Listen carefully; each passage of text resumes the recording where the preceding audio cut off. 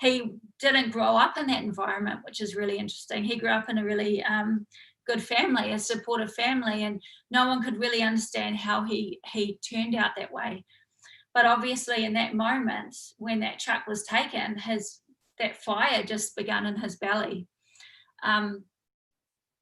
So once we cleared the memory in that little boy and lifted him up out of the scene, and we always do make sure that the feeling is not in the adult as well from up above. I find it's very important to keep on testing, to keep on trying to bring that feeling up to make sure it definitely is gone.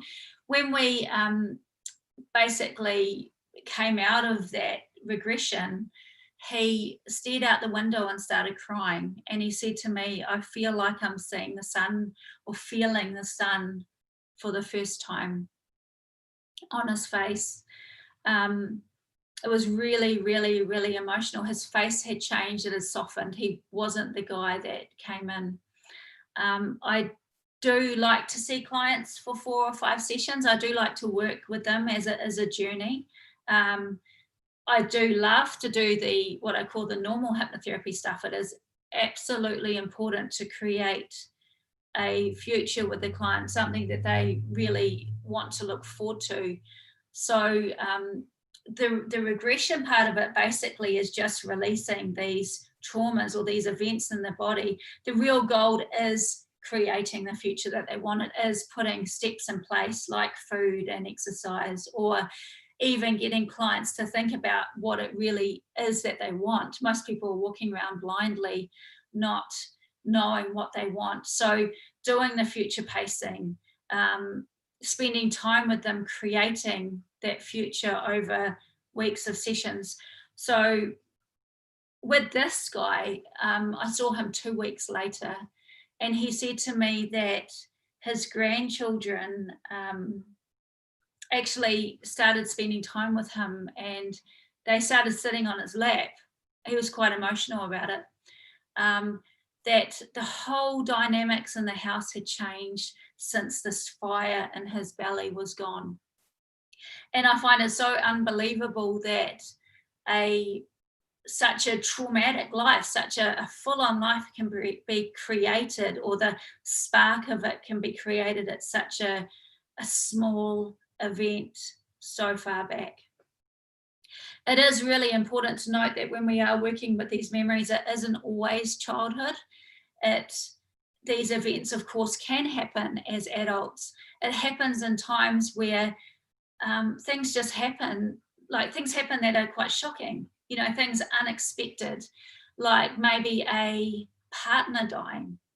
You wake up one morning, you're having an amazing day, and then you get a phone call to say that your partner was killed. You are going to get these trauma, these memories. I'm trying to think of other situations. Maybe you get attacked in the park. So these memories can come on as later on. So you can, in regressions, be going back to maybe only 5 years ago. I was telling the Almonds yesterday a really cool story about working with pain. So when I work with pain, I don't usually work on the pain itself.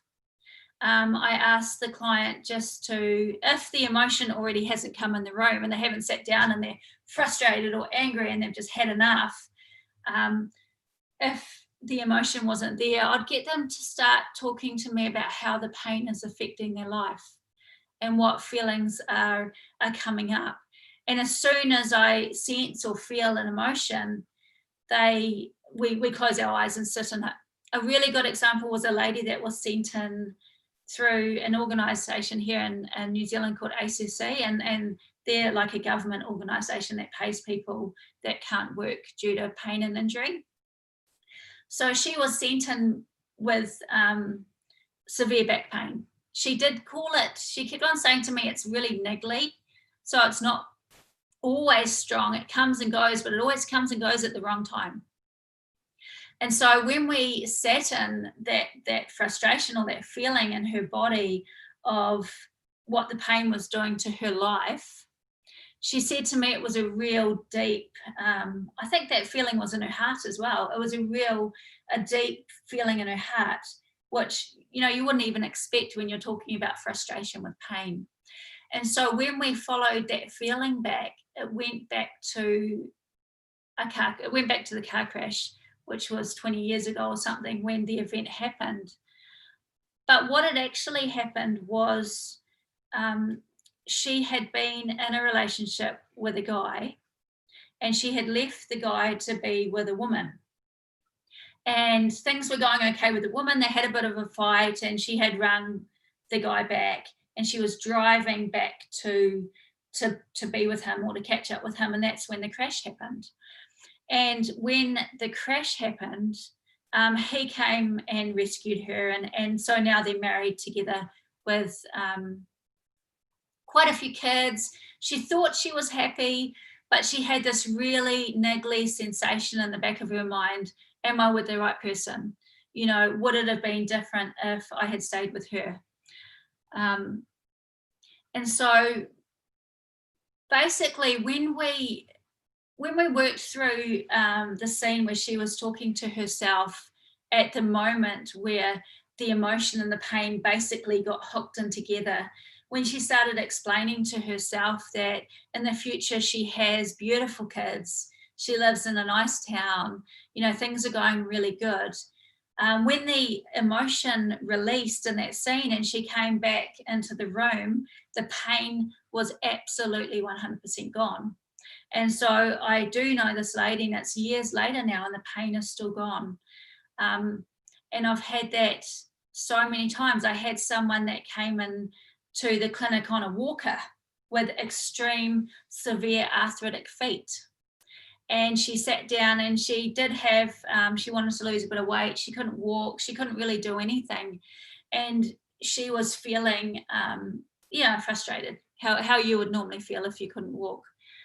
She didn't come in to release the pain. Like I said, she came in because she was quite self-conscious of her weight. So when we sat in the feeling about her weight, she went all the way back to a time when her son had been caught up in a drug problem and had